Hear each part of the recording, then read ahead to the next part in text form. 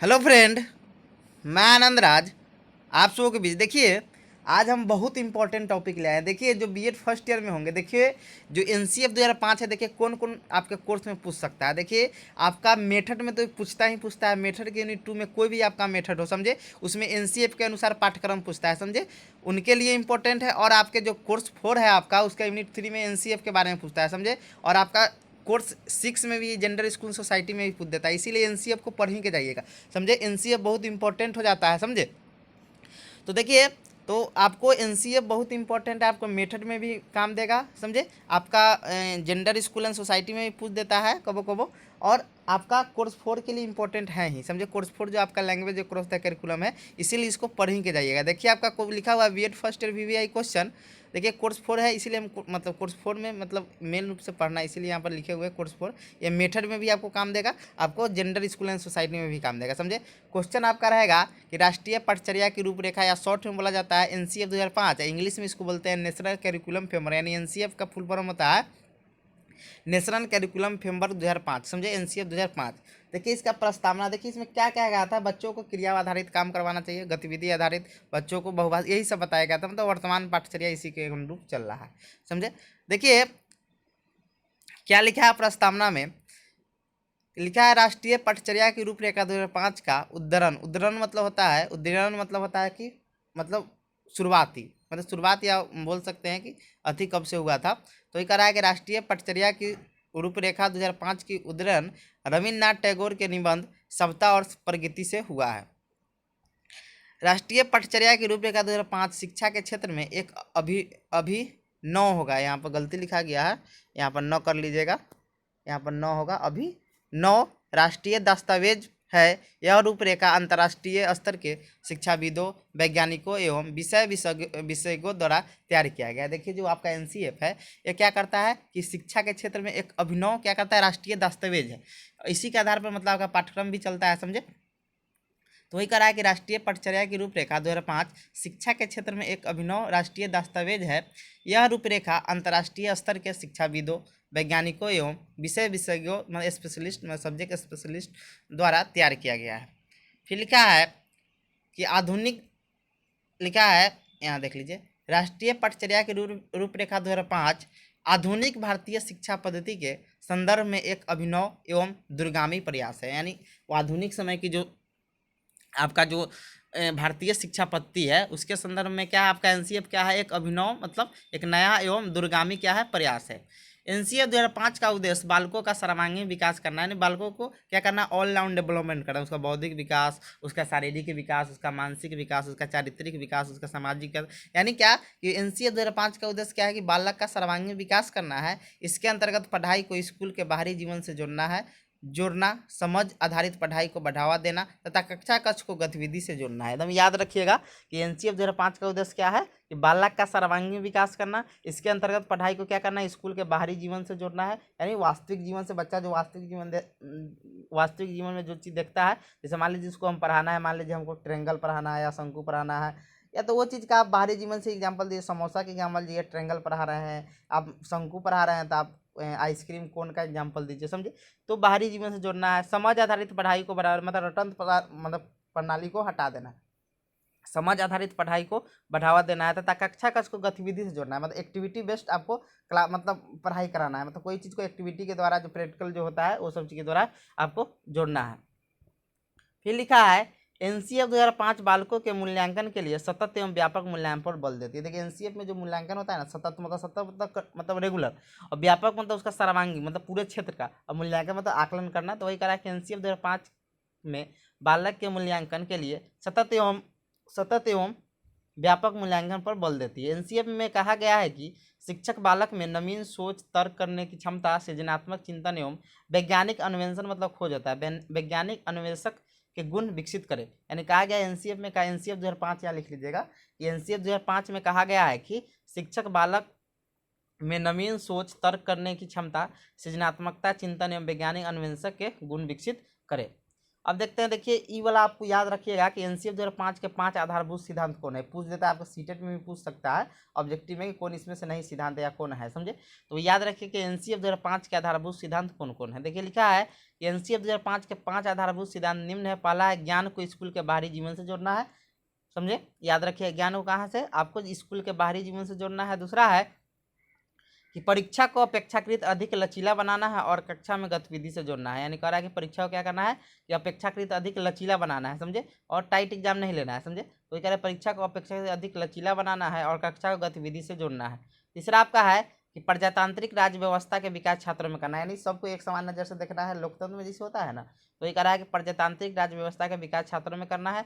चौथा आपका है कि यह सुनिश्चित करना है कि पढ़ाई रतंत्र प्रणाली पर आधारित न हो बल्कि समझ आधारित हो। एकदम याद रखिएगा कि यह सुनिश्चित करना है कि पढ़ाई मतलब रटन प्रणाली पर न हो, यानी समझ आधारित हो, यानी समझने पर आधारित हो, समझे। और पांचवा आपका है कि पाठ्यक्रम का विकास इस प्रकार हो कि बालक का सर्वांगीण विकास का अवसर उपलब्ध होते हैं। 5 आप पॉइंट याद रख लीजिएगा, कौन, एनसीएफ के 5 आधारभूत सिद्धांत में, समझे, ये चीज जरूरी है। अब देखते हैं कि राष्ट्रीय पटचर्या रूपरेखा 2005 के अनुसार पाठ्यक्रम निर्माण के सिद्धांत कौन कौन है, समझे। लिखा है राष्ट्रीय पटचर्या रूपरेखा के अनुसार, यहाँ लिख लीजिएगा, न छूट गया है, कि पटचर्या निर्माण के सिद्धांत के निम्नलिखित है। पहला है मानवता का सिद्धांत, मतलब पाठ्यक्रम में बनाइएगा तो उसमें क्या क्या चीज़ शामिल कीजिएगा। लिखा हुआ है, हम जानते हैं कि भारतीय परंपरा मानवीय मूल्यों पर आधारित रही है, इसीलिए मानवीय मूल्य में नाम देख लेगा, हम लोग गलत किसी के साथ करता है तो हम लोग कहते हैं कि दया आ जाता है, तो वही कह रहा है, हम जानते हैं कि भारतीय परंपरा मानवीय मूल्यों पर आधारित रही है, इसीलिए पाठ्यक्रम में प्रारंभ से ही ऐसे प्रक्रमों का समावेशन किया गया है जिससे छात्रों में प्रेम, सहयोग, परोपकार एवं सहिष्णुता की भावना का विकास हो सके, समझे। तो याद रखिएगा कि पहला मानवता का सिद्धांत है, उसमें क्या है कि भारतीय हम लोग क्या होते हैं कि हम लोग मानवीय मूल्य हम लोग में बचपन ही से रहता है, समझे। जैसे आप में प्रेम हुआ, सहयोग हुआ, किसी देखते हैं हम लोग हेल्प कर देते हैं, किसी को कुछ मतलब किसी का अच्छा व्यवहार करते हैं, ये सब चीज़ें। दूसरा का पाठ्यक्रम का सिद्धांत है कि एकता का सिद्धांत, राष्ट्र की अखंडता को सुनिश्चित करने के लिए पाठ्यक्रम में एकता के सिद्धांत को अपनाया गया है। तीसरा आपका है नैतिकता का सिद्धांत, हम जानते हैं कि भारतीय संस्कृति नैतिक मूल्यों पर आधारित रही है, अतः राष्ट्रीय पटचर्या संरचना 2005 में नैतिक मूल्यों के सिद्धांत को महत्वपूर्ण स्थान प्रदान किया गया है। पाठ्यक्रम में प्राथमिक स्तर से ही शिक्षापद कहानियों के माध्यम से ही छात्रों में नैतिकता का विकास कर, देखिए आप देखिएगा बचपन जो छोटा छोटा नर्सरी, उसमें ऐसा ऐसा कहानी होगा जो नैतिकता पर आधारित होगा, समझे। फिर आपका है चौथा संस्कृति संरक्षण का सिद्धांत, फिर लिखा है, इसका लिखा है, हम जानते हैं कि भारतीय संस्कृति विश्व की संस्कृतियों में सर्वश्रेष्ठ है। भारतीय देखिए सबसे अच्छा संस्कृति हम लोग को माने देखते हैं, हम लोग का जो भी मतलब देखते हैं रहने सहने का सब चीज़ कितना अच्छा है, लेकिन अभी भारतीय संस्कृति में पश्चिमी सभ्यता का पड़ गया है जो पूरा बेकार कर दिया है पूरा, समझे। तो ये कह रहा है कि हम जानते हैं कि भारतीय संस्कृति विश्व की संस्कृतियों में सर्वश्रेष्ठ है। भारतीय संस्कृति के मूल तत्व मानवता, नैतिकता, सामाजिकता, आदर्शवादिता एवं समन्वयता आदि को पाठ्यक्रम के विषय वस्तु में महत्वपूर्ण स्थान दिया गया है। अब देखिए रुचि का सिद्धांत, कह रहा है कि राष्ट्रीय पटचर्या संरचना 2005 के निर्माण के समय शिक्षकों की रुचि, छात्रों की रुचि एवं अभिभावकों की रुचि विशेष स्थान दिया गया है। अब देखते हैं संतुलित विकास का सिद्धांत, कह रहा है कि समाज के प्रत्येक क्षेत्र में संतुलन बना रहे, इस हेतु राष्ट्रीय पटचर्या संरचना 2005 में संतुलन विकास के सिद्धांत को महत्वपूर्ण स्थान प्रदान किया। मैं संतुलन विकास का मतलब सबको बराबर मतलब मिलना चाहिए, फिर समझे बराबर रूप से उसको स्थान देना चाहिए। अब देखते हैं आपका आदर्शवादिता का सिद्धांत, कह रहा है कि राष्ट्रीय पटचर्या संरचना 2005 में आदर्शवादिता के सिद्धांत को महत्व प्रदान करते हुए आदर्शवादी परंपरा का अनुकरण किए जाने पर बल दिया गया है। एनसीएफ 2005 में कहा गया है कि भौतिकता के साथ साथ आदर्शवादिता का भी जीवन में समावेशन होना अत्यंत आवश्यक है। भौतिकता मतलब जो हम लोग का अभी चल रहा है पश्चिमी सभ्यता, वो क्या है भौतिकवादी यानी आयस मौज वाला सभ्यता है, तो उसमें क्या आदर्शवादिता भी होना जरूरी है। अब देखते हैं आपका सामाजिकता का सिद्धांत, लास्ट जो है, हम जानते हैं कि समाज और शिक्षा एक दूसरे के पूरक है। एनसीएफ 2005 में उन सभी तत्वों एवं प्रकरणों का समावेशन किया गया है जो स्वस्थ एवं आदर्श समाज का निर्माण करता है, समझे। तो ये आपका उसका पाठ्यक्रम निर्माण का सिद्धांत हो गया एनसीएफ के अनुसार। अब देखते हैं राष्ट्रीय पटचर्या रूपरेखा की शैक्षिक नीतियाँ क्या क्या है, शिक्षा में कौन कौन नीति अपनाया है। लिखा है कि राष्ट्रीय पटचर्या के रूपरेखा 2005 में निम्नलिखित शिक्षण नीतियों का उल्लेख किया गया। पहला है विद्यार्थियों के विकास एवं अधिगम के संबंध में सर्वांगीण दृष्टिकोण। दूसरा है कक्षा में सभी विद्यार्थियों के लिए समावेशी वातावरण तैयार करना, यानी कहने का मतलब है कि पहला है कि विद्यार्थियों के विकास में अधिगम में विकास यानी उसके डेवलपमेंट में अधिगम मतलब सीखने में एक सर्वांगीण दृष्टिकोण का विकास किया है किसमें एनसीएफ के द्वारा। दूसरा आपका है कक्षा में सभी विद्यार्थियों को समावेशी वातावरण करना और कोई भी बालक हो सबको एक समान नज़र से देखना है। तीसरा है ज्ञान निर्माण में विद्यार्थियों की सहभागिता और रचनात्मक को बढ़ावा देना, यानी जब आप पढ़ा रहे हैं उसमें कुछ सिखा रहे हैं तो क्या कि बच्चों में सहभागिता होना चाहिए, सभी बच्चों को मतलब सहभागिता होना चाहिए एवं उसमें क्रिएटिव माइंड विकसित होना चाहिए, समझे। फिर चौथा है आपका कि प्रयोगात्मक माध्यम द्वारा सक्रिय शिक्षण करवाना है। प्रयोगात्मक मतलब जो हम लोग प्रैक्टिकल जो होता है उसके द्वारा क्या है सक्रिय एक्टिव शिक्षण कराना है, बच्चा को उसमें एक्टिव रखना। फिर आपका पांचवा है कि पठचर्या की प्रक्रिया में बच्चों की सोच जिज्ञासा और प्रश्न पूछने के पर्याप्त समय देना, यानी प्रश्न पूछने के लिए कोई चीज़ जिज्ञासा कोई चीज़ सोचने के लिए ये सब जानने के लिए क्या एक पर्याप्त समय देना चाहिए पठचर्या में। छठा आपका है कि विद्यार्थियों की सहभागिता को क्षेत्र अवलोकन अन्वेषण विश्लेषण विमर्श आदि महत्वपूर्ण ज्ञान ही विषय वस्तु को शिक्षण में शामिल करना चाहिए। देखिए अभी आप लोग सुनते होंगे, आप लोग टूरिंग पर जाते होंगे एजुकेशनल टूरिंग पर घूमने, तो क्या होता है क्षेत्र अवलोकन होता है। आप वहाँ जाकर देखते हैं कोई ऐतिहासिक स्थल पर जाते हैं तो वहाँ जाकर आप देखते हैं उस चीज़ का अवलोकन करते हैं, समझे।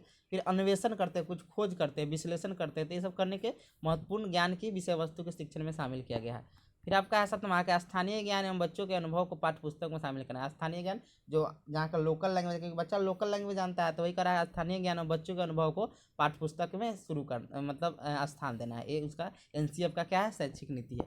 अब देखते हैं भाषा शिक्षण के संदर्भ में एनसीएफ 2005, समझे। कह रहा है कि हम जानते हैं कि देखिए इसमें भाषा शिक्षण में एनसीएफ बोला है कि बच्चा को बहुभाषी बनाना है, समझे समझे। वही कह रहा है कि हम जानते हैं कि भाषा वह माध्यम है जिसके द्वारा बच्चे स्वयं से और दूसरे से बातचीत करते हैं, समझे। एनसीएफ 2005 मनुष्यों में भाषा की नैसर्गिक क्षमता होने की धारणा का समर्थन करती है। आप में मान लीजिए भाषा रहेगा तभी आप कोई चीज़ का आप किसी के सामने अपना अति दिखा सकते हैं, समझे। मान लीजिए कोई इंग्लिश में कोई चीज़ समझ रहा है, आप हिंदी में बताइएगा तो आपका क्या आप जानते हो चीज़ नहीं बता सकते आप। मान लीजिए हम ही बहुत चीज़ जानते हैं, समझे, हमको इंग्लिश मान लीजिए नहीं आता। अब मान लीजिए हम चल गए अब साउथ इंडिया चल गए, वहाँ हम कुछ बोल नहीं पाएंगे तो हमको सब बुड़बक के नहीं समझेगा।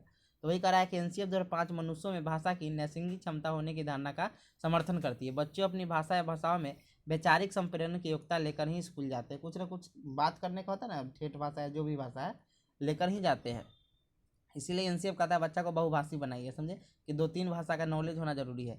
एनसीएफ 2005 के अनुसार एक सृजनशील भाषा शिक्षक द्वारा बहुभाषावाद का उपयोग कर एक संसाधन के रूप में कक्षा की शैक्षणिक योजना बनाने एवं लक्ष्य की प्राप्ति के किया जाना बेहद जरूरी है। यानी इसमें बहुभाषी होना बहुत जरूरी है एनसीएफ के अनुसार कि बहुभाषी आपको होना होगा। फिर लिखा एनसीएफ 2005 में भी कहा गया है कि भाषा को हाव भाव के साथ सीखा और सिखाया जाता है। अब देखते हैं निष्कर्ष छोटा है और भी बना सकते हैं, समझे। पेज दूसरा पेज में चल जाता है इसलिए नहीं लिखे हैं। और आगे उपरोक्त विवरण से स्पष्ट होता है कि वर्तमान समय में बालक के सर्वांगीण विकास के लिए पाठ्यक्रम का निर्माण एनसीएफ के अनुसार ही होना चाहिए। आप इसमें ये भी लिख सकते हैं कि अभी वर्तमान समय में एनसीएफ बालक के सर्वांगीण विकास को महत्वपूर्ण स्थान दे रही है, क्योंकि इसमें बच्चों को स्कूली जीवन जो उस कक्षा का जो अति है उसको गतिविधि आधारित किया गया है, उसके बाहरी नॉलेज को कक्षा की जो अति है उसको बाहरी जीवन से जोड़ा गया है। ये सब आप लिख सकते हैं, मतलब आप इसी में से इंट्रोडक्शन लिख सकते हैं, जो कंटेंट दिया है यानी इंट्रोडक्शन ही सब मिला के इसी को आप निष्कर्ष के रूप में लिख सकते हैं। Thank you.